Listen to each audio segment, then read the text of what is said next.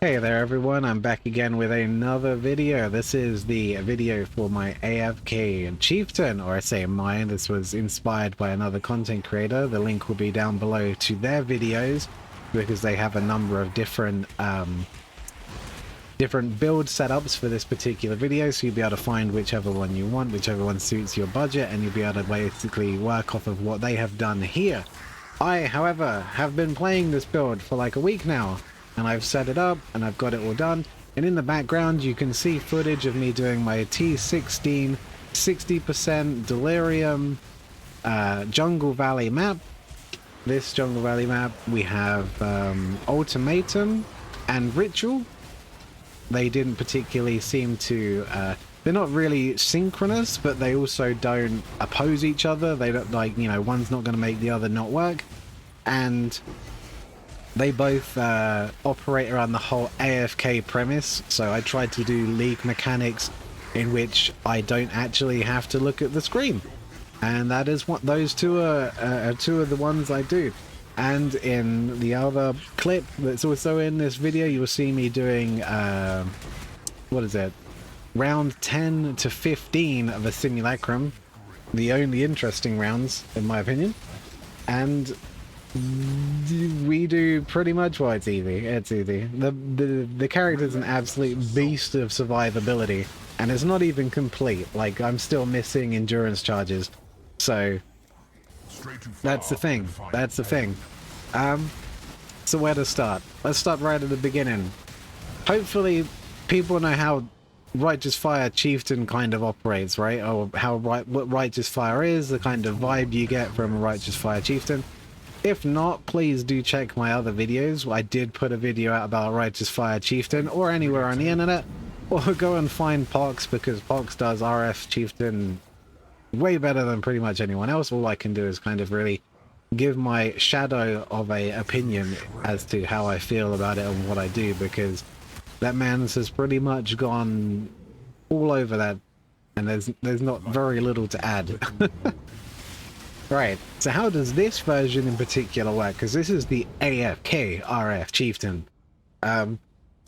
Obviously we're still going to be using Righteous Fire, but the AFK version is beholden to a number of unique items in order to operate, because we don't actively cast anything. Like, even in the regular RF Chieftain, you would still throw out your fire trap. We don't do anything like that now. The build is completely reactionary. What does that mean? It means that we don't actually do anything. If we ran up to a mob and it just looked at it just turned around and stared at us, well, we would hope it died from the Righteous Fire, because other than that, literally nothing would be happening. We'd be standing down in an awkward stare-off, hopefully waiting for one or the other of us to die, because in order for us to cast, we're using cast when stunned, and obviously we need to be stunned. Now, we have 7,800 life at the moment, give or take, and 4,800 odd, give or take, after Petrified Blood. We shouldn't be getting stunned nearly ever at all. This is where these uniques come into play. Because to start with, we have the Valerium Ring. Now, the Valerium Ring offers literally nothing. It has a little bit of fire res on it, and that is practically it. Now, I have a double corrupted version to try and get the most out of this ring slot as I possibly can. But other than this build enabling affix, it literally offers you nothing. I generally hate builds that operate using uniques like this, because I always feel like I'm losing out.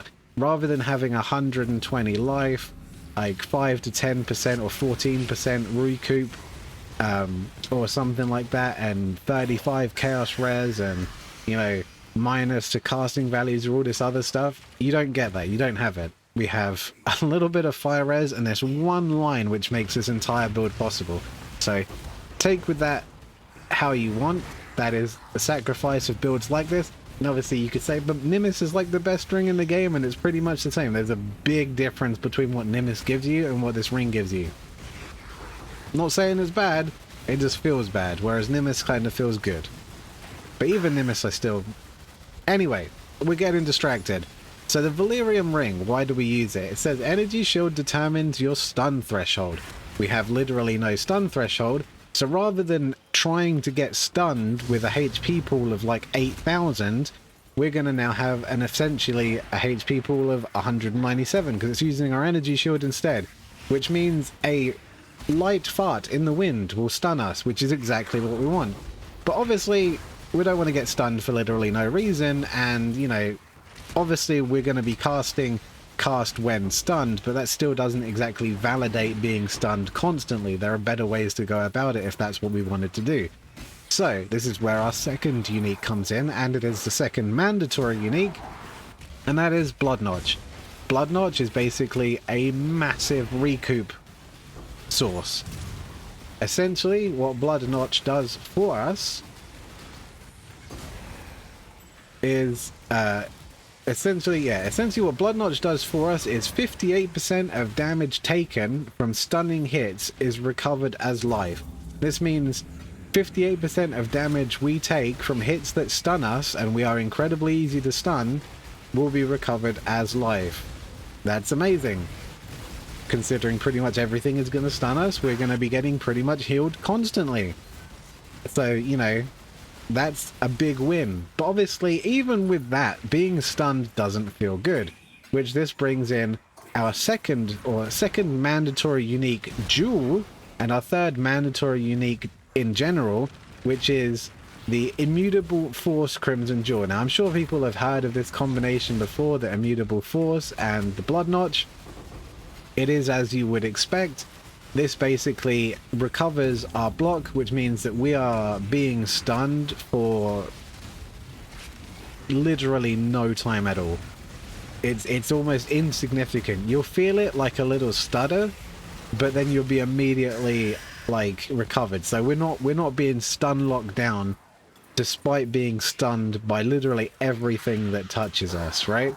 So these are, that's the main combo. Those three uniques there are absolutely mandatory to even get this kind of archetype to work. Without that, I mean, I've looked on every possible way to try and replace the Valerium Ring because I hate it. And in the end, I just surrendered and I couldn't find a way around it, at least not on this side of the tree. So that is what it is.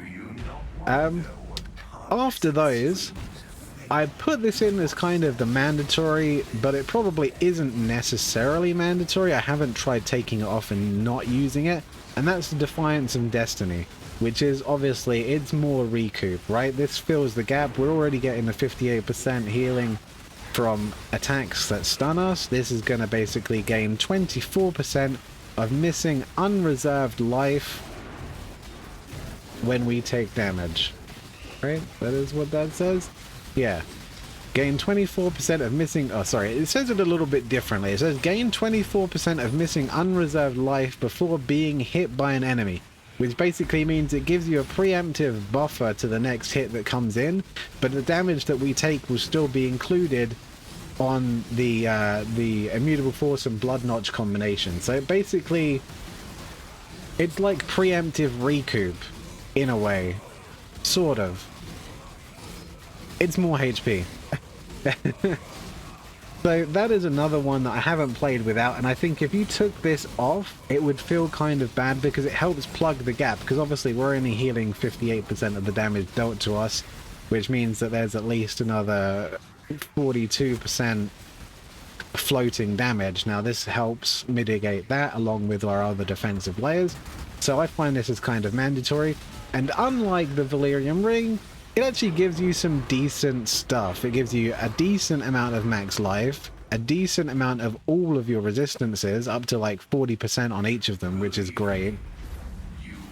And the only thing is it can definitely do with being double corrupted. That, yeah, its implicit is kind of bad. 27% increased mana regeneration rate is nothing to be particularly fantastic about. So I count that as one of them. And now this is basically combined, the main combination. So you've got the Valerium Ring, the Blood Notch, the Immutable Force, and Defiance of Destiny. When you put this in with an additional like 20 or something, 20, how much is it? It's So you have an additional 10% damage taken from stunning hits is recovered as life on the tree, which is helps fill that gap. And then there's the recoup node. Recoup. There it is. Keep missing it. The recoup node, which is 6%, 6%, 18%, which is basically, so that's another 30% recoup. You essentially, by doing that, your recovery is going to fill all of the gaps. And I would say this is pretty much essential to doing this gimmick. Otherwise, you're going to start taking damage at a rate which isn't guaranteed to be recovered, right? Even with Petrified Blood. So that is how the build operates. The Delirium Ring makes it so that you're always being stunned. The Blood Notch heals you when you're stunned. The Immutable Force reduces your stun. The Defiance and Destiny actually decreases the amount of damage you actually take when you're hit, despite not actually removing it from the equation. Petrified Blood basically prevents you from being one-shot, essentially, in my opinion. Like, you're not going to get overwhelmed necessarily so long as you have Petrified Blood. And then you've got the recoup on the tree. So now you're essentially death immune. No. I say that jokingly. Degen will still kill you. Things that yeah, basically it's just degen. Degen kills. It's pretty much the only way. And I did die while I was playing this a few times, and degen was the only thing that really killed me. So now that you have that gimmick in place, you want to utilize it, and this is how the build generally functions, because we start to use cast when stunned to automate a number of skills. Now these are only like one link, so these aren't doing a whole lot of damage, right? Only, oh no, detonate, the detonate dead one is a multiple link. But so we've got sorry, we've got Firestorm of Pelting, which is a one link that will trigger every time we're stunned. We've got Bladeful of Volleys, which is another one link, which will trigger every time we're stunned.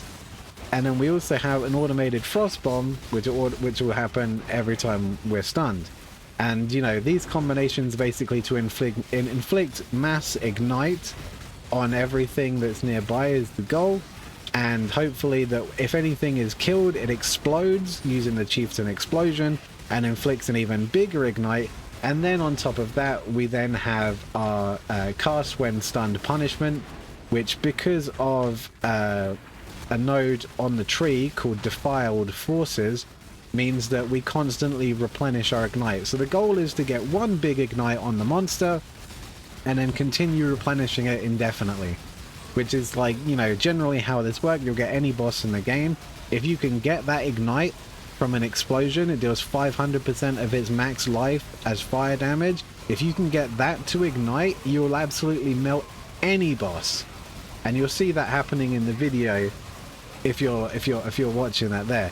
So that is basically the whole way in which this build works, but it struggles very much on the single target. So we also have two uniques, or a unique and an ability skill gem, which are kind of mandatory, which also help us do this. Now again, I don't like mandatory uniques, and if you have high enough DPS you probably don't need this, but we have the Hateful Accuser Nameless Ring, and what this does is it gives level 20 Penance Mark. It gives you increased attack speed, which is useless. It gives us 60 maximum life, which is absolute toilet water compared to the upgrade, because now you can get up to 120 on a ring. And it gives us 19% Chaos Res, which is nothing to write home about, but it's still more useful than the Valerium Ring. Penance Mark essentially marks your target with a mark, and when that target sustains a hit, it will spawn a little miniature version of them, up to multiple miniature versions, I believe. And what that does is all those miniature versions will start attacking you, and because they're attacking you and they hit you, they will stun you, and because they're stunning you, it will trigger your cast when stunned effects more frequently, which will hopefully allow you to kill the boss. That is basically how you fight the bosses. Now, after playing this for some considerable time, it is an odd thing to kind of say how does it feel to play. Well, you feel like an invulnerable god that can't die to anything. You can sit in amongst an entire screen of mobs and laugh maniacally as they all fail to kill you, regardless of the difficulty level, and then they go pop. Like, there's literally no modifiers that I care about that boost an enemy's ability to cause damage. You just do not care. There are times where my entire health bar is technically dead, like, we're technically dead, but because of Petrified Blood, we're not dead, and the life regeneration is just kicking in constantly, and the recoup is kicking in constantly. You just do not die, and it feels like a bug. Like, you're that immortal.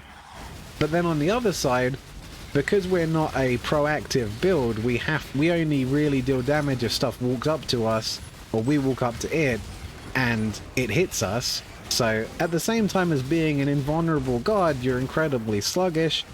Your DPS against single targets that are particularly tanky, and if you're stuck in a situation where you're literally one-on-oneing, it can feel really bad. Like, the amount of financial investment from currency that you've put into this build, you could do something far, far stronger in the DPS category. But the AoE clear is great, and you can literally walk away from your computer and you won't die, which is the whole point and the whole inspiration behind this build. Now, going back to those mandatory uniques, this causes a few little problems, and that is, it can't, like, you know, there's a number of things you need in order to make any build work. First of all, you've got to cap your resistances. Then you've got to cap your chaos resistance, especially if you're going into tier 17s and stuff like that. And then, on top of that, you have to have the required attributes to actually use the items on your character. These are three things that mandatory uniques rarely or never provide. Or they provide it in such small quantities that it's not helpful. And what this does is it causes an affix squeeze in which you kick the can down the road, right? It's like, I've got an amulet. Well, that amulet's full up already because it's a unique amulet. So I'll get my resistances, I'll get my life, I'll get my chaos res, I'll get my attributes on my rings. Alright, well, your rings are also uniques. So we'll pass that. Okay, maybe we'll get a bunch of that on my body armor. My body armor is also unique, because you kind of have to use the Cloak of Flame because it helps mitigate the physical damage, and it gives you loads of fire resist. It's like, well, the fire resist is nice, but I could also have a ton of life on there. I could also have a ton of attributes on there, and they're just not there. So now we've got a necklace that's not really giving us any attributes. We've got rings that aren't giving us any attributes. We've got armor that aren't giving us any attributes. It's like, all right, well, I've still got gloves and a belt left. We kick that can further down the road. Well, the gloves need to have life on because life is important. It manages our life regeneration.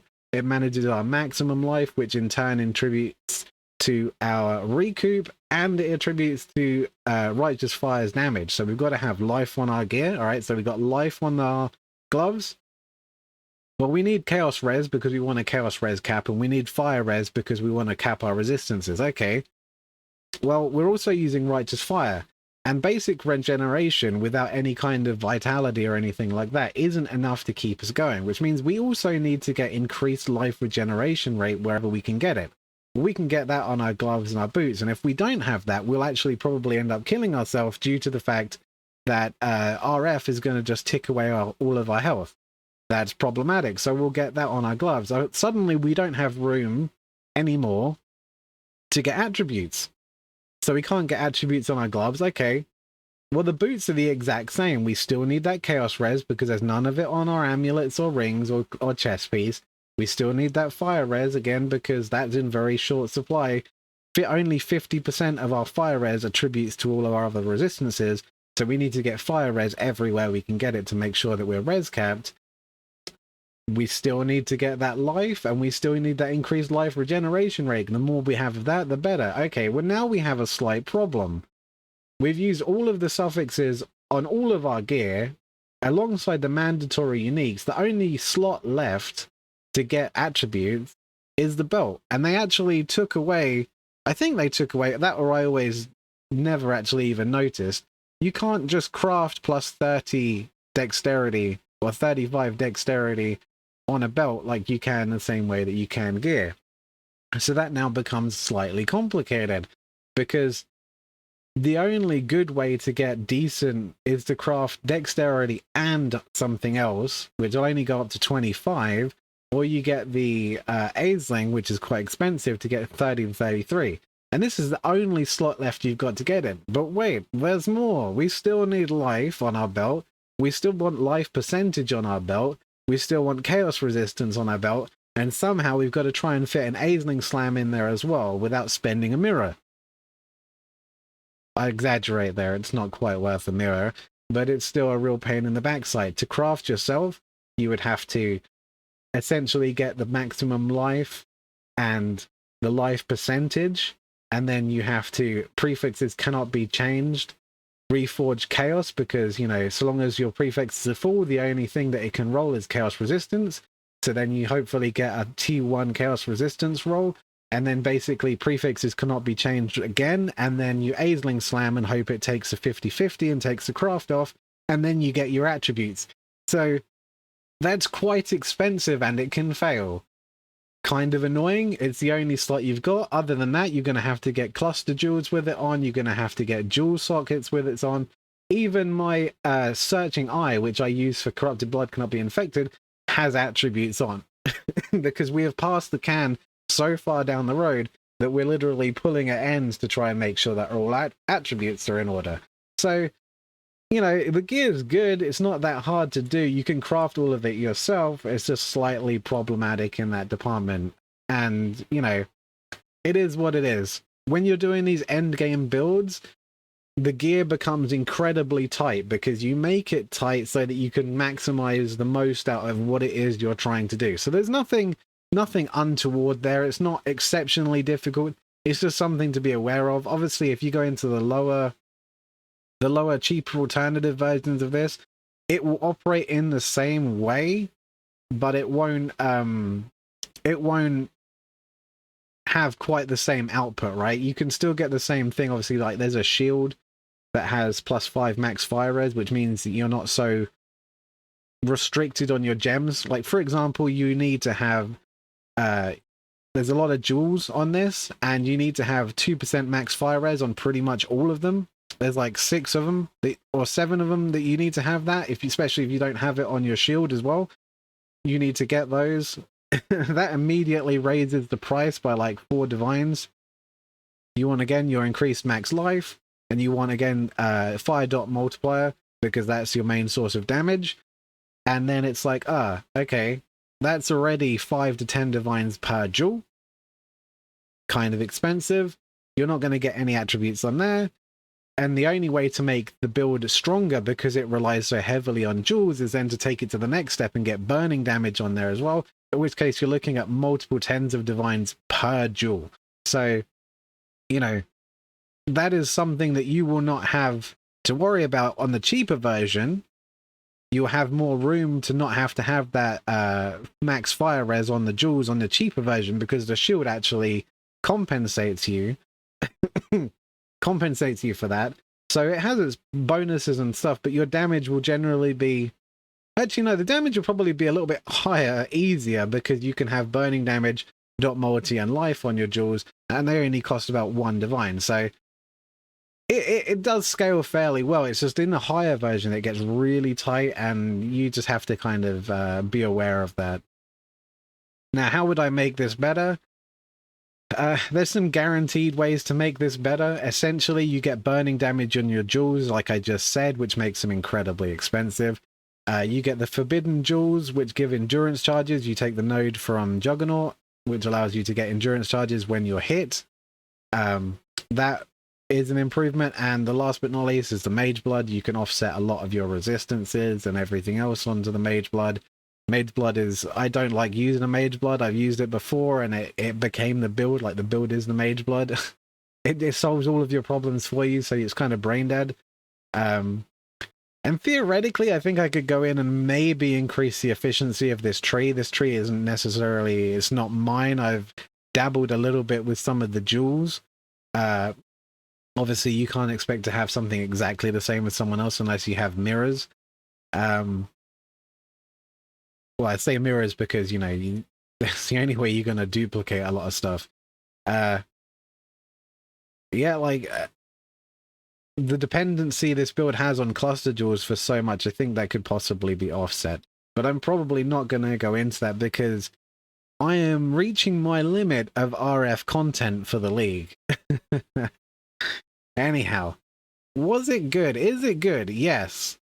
It is very good. It is very incredibly good, especially if you enjoy simulacrum farming and ultimatum. Those mechanics are free. You cannot fail them. Well, you can fail them. You can fail ultimatum if you pick the node that says 90% reduced life regeneration rate, because that's basically, you know, you're Xing yourself at that point. Or the you let yourself get tapped up by ruin 7 times, then you just lose. That can happen. It is a thing.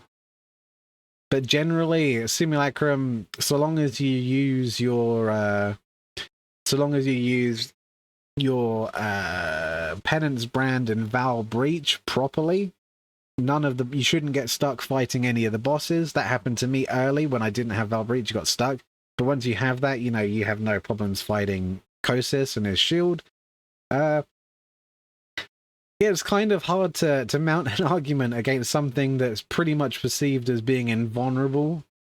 But as far as the playstyle go,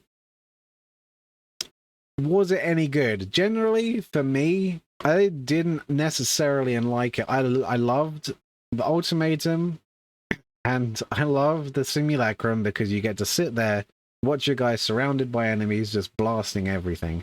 Now, the moment you have to start running around a map, or fighting a boss, oh boy, it's not fun. It's so slow. It's so slow, and the DPS is so low, and you really see it when you get put face to face in a one-on-one with a boss, and like, you know, your Vow Breach isn't necessarily ready yet. I got stuck, you know, like you can get stuck fighting Kosis if you're not careful, where he'll blast and put his shield up. You'll only just have gotten the shield back down, and he'll put the shield straight back up. Like, you have to have Vow Breach for stuff like that, and it feels kind of bad, because for the same investment, there are other builds that can be quote-unquote as tanky or as survivable with much more proactive gameplay and a much higher damage output. And that's basically my opinion to, is it any good? Is it any good? It's fantastic, so long as you do ultimatum and simulacrum. You can trudge your way through a tier 17. The boss can be really annoying because it'll take forever to kill, but you can do tier 17s pretty easy. So if you want a character to do a tier 17 because you've never done a tier 17 before, this is how you do it. It won't die. It'll just take a while. But yeah, so was it any good? Yes and no. Depends on how you play, how you want to play, and what you think of it. So that's it for my video. I'm sorry it took a while to come out. I'm sorry it's a little bit longer than what we would normally do. If you have any questions about this build or any of my other builds, or if you've got a suggestion for a build, because the next one I have in mind is I want to use Ward on a Warden.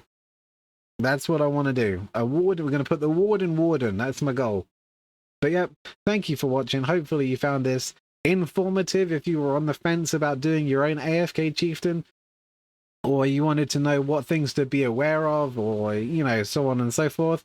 If you got any questions, I try to answer everybody that sends me a message. Thank you for watching, and I hopefully see you next time. Bye bye.